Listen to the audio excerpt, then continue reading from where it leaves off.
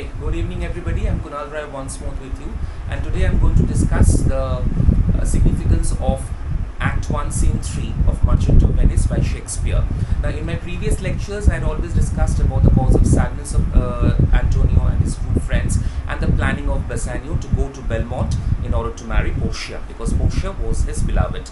Now, in this scene, we find that both Antonio and Bassanio went to Shylock for a loan.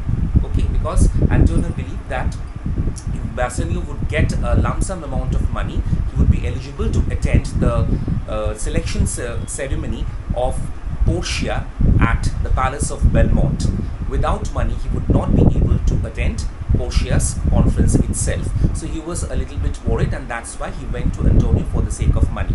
And as I told you earlier, that as Antonio had invested a huge amount of money for his ship, so he was not in a position to pay a single buck to Bassanio so that he could go to the Palace of Belmont in order to wed Portia, who was his beloved.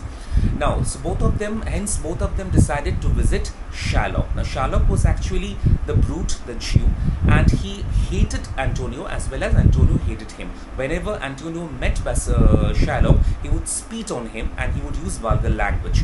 So this made Shylock realize or understand, or rather I should say that he began to mull on the fact that whether he would give Antonio the lump sum amount of money or the loan which Antonio has asked him to give for the sake of Bassanio. Now later, as the play progresses, we would find that how Shylock used this single proposal as a trap for Antonio to kill him mercilessly in the latter half of the play. So today this much I've discussed with you, and in the next lecture I'm going to come up with Act 1, Scene 4 to continue with the rest of the drama as it manages to progress from one part to another, from one shift to another. So until next meet, keep the faith. Thank you so much.